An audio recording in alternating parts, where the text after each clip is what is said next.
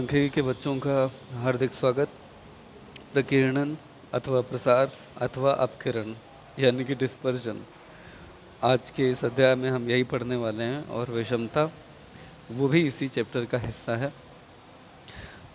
हम पीछे पढ़ चुके हैं कि केंद्रीय प्रवृत्तिमान यानी कि जो central tendency, measures of central tendency हैं, वो उस पूरे श्रेणी की का प्रतिनिधित्व करते हैं।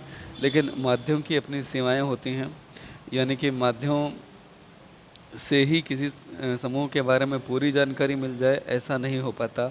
माध्यमों के समान होने पर भी बहुत बार श्रेणियों के आकार और रूप में अंतर होता है। और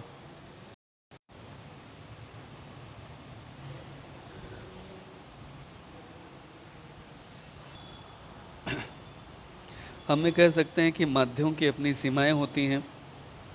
माध्यमों के समान होने पर भी श्रेणियों के आकार और रूप में अंतर हो सकता है। इस स्थिति में आंकड़ों का अन्य सांख्यिकीय विश्लेषण बहुत ज़रूरी हो जाता है। माध्य को ज्ञात करने के लिए के साथ साथ आपको उसकी आवृत्ति वितरण का भी ज्ञान होना चाहिए, तभी आप सच्चे परिणाम पा सकेंगे। यानी कि यह ज्ञात करना कि पदमाला का प्रत्येक पद माध्य से कितना बड़ा या कितना छोटा है, या माध्य से वह कितनी दूरी पर स्थित है, यही ज्ञात करना दरअसल अपकिरण कहलाता है। यूँ कह सकते हैं कि पदों के इस प्रकार के विचलन की दूरी, फैलाव या विस्तार का गुण जो है वही अपकिरण या प्रसार है। इसको प्रसरण भी कहा जाता है।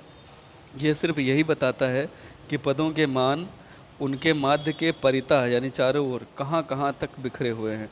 बावले कहते हैं कि अपकिरण पदों के विचरण की माप है, यानी कि पद एक दूसरे से और माध्य से भी कितना अंतर रखते हैं मूल्य में।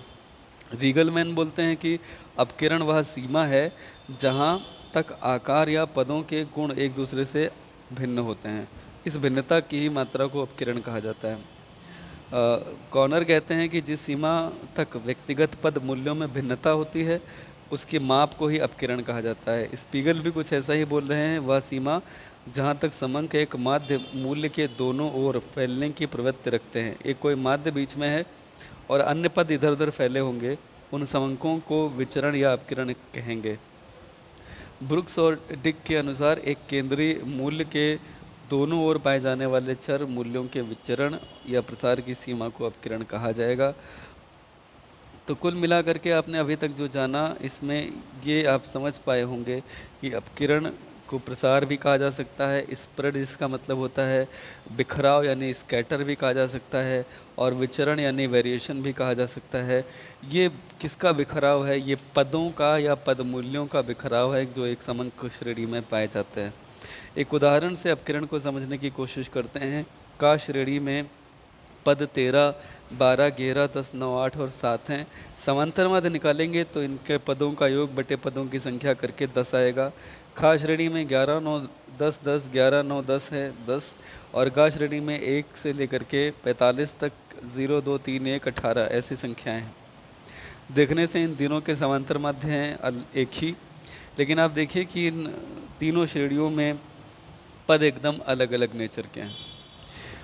इसमें अगर अपकिरण का निर्धारण करना चाहें तो कैसे करेंगे, आइए जानते हैं। देखिए, उपरोक्त श्रेणियों का समांतर माध्य तो समान है, परंतु उनके पदों में अंतर या विस्तार माध्य से काफ़ी अलग अलग है। केवल श्रेणी खा जो है उसके पदों के मान बहुत ज़्यादा बिखरे हुए नहीं हैं। खा में 11, 9, 10, 11, 9 यानी समांतर माध्य 10 है, तो 11 10 से प्लस 1 है और 9 10 से माइनस 1 है। यानी इनमें जो अंतर है वो 1 का डिफरेंस है केवल, और कई पद तो 10 ही हैं। तो अगर देखा जाए 10 समांतर माध्य खा श्रेणी का काफ़ी हद तक सही सही प्रतिनिधित्व करता है।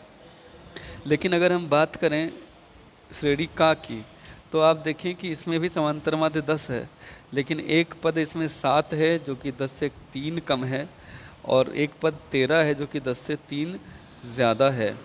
ठीक है, तो ऐसी स्थिति में कहीं ना कहीं जो 10 है वो का श्रेणी का उतना सच्चा प्रतिनिधि नहीं है, क्योंकि इसमें 10 केवल एक ही संख्या है, बाकी अन्य संख्याएं 10 से या तो कम हैं या 10 से ज़्यादा हैं। जब हम गा श्रेणी तक पहुंचेंगे तो हमें पाएंगे कि यहाँ 10 कहीं है ही नहीं। समांतर माध्य 10 ही है, जैसे कि ऊपर का और खा श्रेणियों का था उतना ही है, मगर यहाँ पर 10 कहीं नहीं है। एक संख्या ऐसी है जो शून्य है, तो वहीं दूसरी संख्या 45 भी है, जो कि काफ़ी अंतर है, काफ़ी बिखराव है। तो इसमें गा श्रेणी का समांतर माध्य समान होने के बावजूद भी पद जो हैं इसके वो 10 के बहुत इधर उधर हैं, बिखरे पड़े हैं। यही दरअसल बताता है कि जो श्रेणी गा है, पदमाला गा है, इसमें अपकिरण सबसे ज़्यादा है, का में उससे कम है और खा में सबसे कम अपकिरण है। और अपकिरण बिल्कुल शून्य हो जाएगा अगर सारे के सारे पद किसी एक श्रेणी में, मान लिया घा है, और वो 10 10 10 10 10 10 10 दिए गए हों, तो ये अल्टीमेटली इनका समांतर माध्य भी 10 आएगा और यहाँ बिल्कुल भी अपकिरण यानी कि डिस्पर्जन नहीं है। जो डिस्पर्जन आता है उसमें सबसे पहला उसका जो टूल है वो है परास यानी कि रेंज।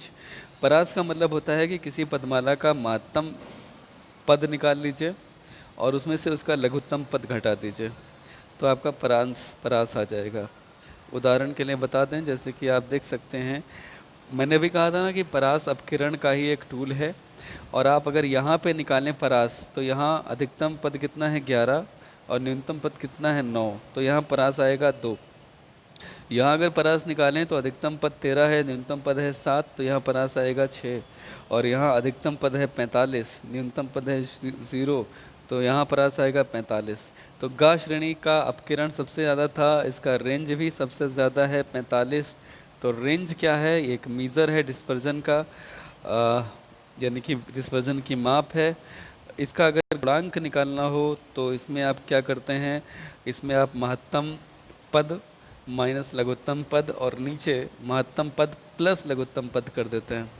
तो अगर 5 से 45 अंक किसी परीक्षा में विद्यार्थी लाते हैं तो परास 95 माइनस 5 90 आएगा। परास गुणांक अगर निकालना चाहेंगे तो 95 माइनस 5 बटे 95 प्लस 5 होगा, तो 90/100।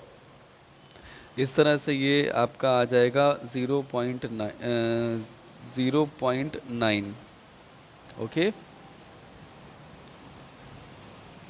चलिए परास के गुण दोष जल्दी से जानते हैं। परास सरलता से निकाला जा सकता है, आसानी से समझा जा सकता है। बड़े बड़े उद्योगों में क्वालिटी कंट्रोल के लिए, किस्म नियंत्रण के लिए ये इसका उपयोग होता है। कैसे?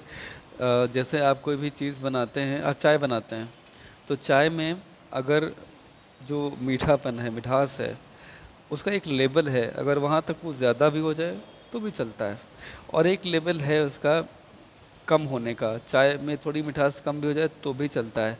ये दोनों ऐसे लेवल होते हैं जिसमें चाय चाय जैसी मानी जाएगी। इसके ऊपर जाने के बाद या इसके नीचे जाने के बाद चाय चाय नहीं रह जाएगी। एक उदाहरण खाने का ले लेते हैं। खाने में नमक का एक लेवल है, थोड़ा सा ज़्यादा हो जाए लेकिन उसकी एक हद है, थोड़ा सा कम हो जाए मगर उसकी एक हद है। इससे ज़्यादा नमक हो जाए तो खाना खाना नहीं रहेगा, इससे कम हो जाए तो खाना खाने जैसा नहीं रहता। तो कुल मिलाकर के आपने खाने की गुणवत्ता कैसे तय की, या चाय की गुणवत्ता कैसे तय की, कि एक रेंज है, नमक इतने से कम ना हो, इतने से ज़्यादा ना हो। तो जब कहीं कोई फैक्ट्री की बात आती है, कोई भी गुड्स बनता है, तो आपको शायद पता होगा कि गुड्स की ग्रेडिंग होती है। ग्रेडिंग क्या होती है? A grade, B grade, C grade. तो जो गुड्स रिजेक्टेड होते हैं, जो आपको यहाँ मंडी की मार्केट में आपको मिलते हैं कम मूल्यों पर, उनकी गुणवत्ता में कहीं कुछ कमी होती है और वो इस रेंज से बाहर निकल जाते हैं, तो उन्हें बी ग्रेड में डाल दिया जाता है। और अगर इस गुणवत्ता में रहा कोई भी प्रोडक्ट, सपोज कपड़े हैं, जूते हैं, कोई भी, तो उन्हें ए ग्रेड में ही रखा जाता है। शायद आप समझ गए होंगे। तो रेंज का उपयोग होता है किस्म नियंत्रण के लिए बड़े बड़े उद्योगों में। दोष की अगर हम बात करें तो इसका बड़ा दोष यह है कि किसी श्रेणी के विचरण का स्थिर मान नहीं है, यह केवल दो अधिकतम और न्यूनतम मूल्यों का पर आधारित है, बीच के ये विचरणों को ध्यान ही नहीं देता। दूसरा दोष, परास में श्रेणी की बनावट की जानकारी नहीं मिलती। परास का सबसे बड़ा दोष यह है कि इसमें मूल्यों से मध्य पद मूल्यों के फैलाव या बिखराव का कोई मतलब ही नहीं, केवल अधिकतम पद और न्यूनतम पद ही लेते हैं अध्ययन में।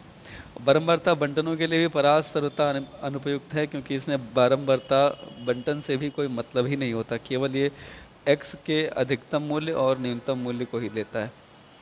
इसका उपयोग कहाँ कहाँ होता है, अभी मैंने कुछ बताया था, थोड़ा सा और जान लेते हैं। अत्यधिक दोष होने के कारण इसका प्रयोग सीमित है। उत्पादित वस्तुओं के किस्म नियंत्रण में ये उपयोगी होता है। बड़े बड़े उद्योगों में आधुनिक यंत्रों की सहायता से उत्पादन करने पर विभिन्न इकाइयों के उत्पादन में कुछ अंतर हो जाता है। ऐसी स्थिति में प्रसार ज्ञात करके अधिकतम और न्यूनतम नियंत्रण की सीमाएँ तय कर देते हैं।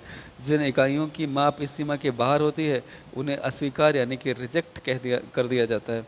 ब्याज की दरों, विनिमय की दरों आदि के मूल्यों में होने वाले परिवर्तन को भी परास की सहायता से ही अध्ययन किया जाता है। परास और परास गुणांक को ज्ञात करने की विधियों में व्यक्तिगत श्रेणी में आप आसानी से निकाल सकते हैं, और वही क्रम में रख लीजिए तो सबसे छोटा पद और सबसे बड़ा पद पता चल जाएगा। परास निकालने के लिए बड़ा पद माइनस छोटा पद कर दीजिए, 46 आपका परास हो गया। परास गुणांक अगर निकालना हो, इसे विस्तार भी बोलते हैं, तो विस्तार गुणांक अगर कहें तो महत्तम पद माइनस न्यूनतम पद, महत्तम पद प्लस न्यूनतम पद। 50 माइनस शून्य 50, 50 प्लस शून्य 50 यानी 1। उदाहरण नंबर 2, जहाँ पर आवृत्ति हो, ध्यान रखिएगा आवृत्ति है ज़रूर लेकिन इसका इससे कोई लेना देना नहीं है। 13 अधिकतम पद है, महत्तम पद है, और 3 न्यूनतम पद है, तो आपने लघुत्तम पद कह सकते हो। तो आपने 13 माइनस 3 किया, परास आ गया। 13 माइनस 3, 13 प्लस 3 किया तो 0.625 परास गुणांक आ गया। अगर कहीं पे कोई वो दिया गया हो, क्या बोलते हैं, क्लास दिए गए हों, तो उनके मध्य बिंदु निकाल करके कर सकते हैं। या अगर पहला, ध्यान से सुनिएगा इस बात को, 0 से 10 और लास्ट वाला 9 से 100 है, तो इनके मध्य बिंदु निकाल सकते हैं 5 और 95। इनके बीच का 95 माइनस 5 करने में परास 90 आ जाएगा। कुछ विद्वान इसमें पहले पद का न्यूनतम पद सीमा लेते हैं और आखिरी वर्ग की अधिकतम सीमा लेते हैं। तो 90 100 माइनस शून्य करने पर इसका रेंज 100 माना जाता है। मुझे जो सही लगता है वो यही वाला सही लगता है, इससे इसका दायरा बढ़ जाता है। चलिए, चतुर्थक की अगर बात करें तो इसे कल पढ़ेंगे, आज केवल इतना रखते हैं। हाँ, मैंने पढ़ा तो दिया है लेकिन कई बच्चों का डाउट होगा कि डिस्पर्जन तो सिलेबस में नहीं है। तो बच्चों, इसके लिए मैं आपको यही कहूँगा कि ध्यान से ये सिलेबस देख लीजिए। इस सिलेबस में यहाँ पे कहा गया है कि 30% निम्नवत 30% पाठ्यक्रम में शामिल नहीं है। तो अगर सांख्यिकी की बात करें तो एवरेज शामिल नहीं है, प्रसार और डिस्पर्जन दोनों शामिल नहीं है, हिंदी अंग्रेजी दोनों में। एवरेज अंग्रेजी में शामिल नहीं है, प्रसार और डिस्पर्जन अंग्रेजी और हिंदी दोनों में शामिल नहीं है, और विषमता केवल हिंदी में शामिल नहीं है। अब नीचे आइए, जो शामिल है इसमें ये सब तो शामिल है ही, अच्छी बात है, लेकिन सांख्यिकी माध्य शामिल है हिंदी में। अब बच्चों, सांख्यिकी माध्य जो हिंदी में लिखा है, इसको अंग्रेजी में आप इसी को तो एवरेज बोलते हो। तो एवरेज नहीं शामिल है लेकिन सांख्यिकी माध्य शामिल है, तो आप इससे क्या निष्कर्ष निकालोगे? यही निष्कर्ष निकालोगे कि आपको सांख्यिकी माध्य पढ़ना है। प्रसार और डिस्पर्जन चूँकि दोनों यहाँ पर हिंदी अंग्रेजी में शामिल नहीं हैं, तो यहाँ इन्होंने इसका यूज़ नहीं किया, ये बड़ी अच्छी बात है। तो आप कहेंगे सर फिर आप डिस्पर्जन क्यों पढ़ा रहे हो? क्योंकि बच्चा यहाँ पे विषमता शामिल नहीं है मगर स्क्यूनेस शामिल है।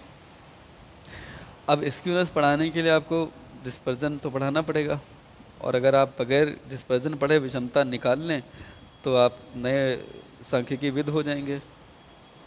इसलिए आपको विषमता निकाल सकें आप, इसलिए आपको डिस्पर्जन पढ़ा रहा हूँ, ठीक है। फिर हम इस इंडेक्स नंबर पढ़ेंगे। तो ये सरकार ने कर दिया है, मैं इसलिए कह रहा हूँ कि इन केस अगर आपके बोर्ड एग्जामिनेशन में डिस्पर्जन आ गया तो क्या करोगे, और आएगा ही, इसकी का अगर सवाल पूछा जाएगा तो डिस्पर्जन तो पहले निकालोगे ना, प्रमाप विचलन निकाले बिना कैसे निकाल लोगे विषमता, है ना। तो बच्चा, इसलिए ये कहा गया कि आप इसे पढ़ लीजिए।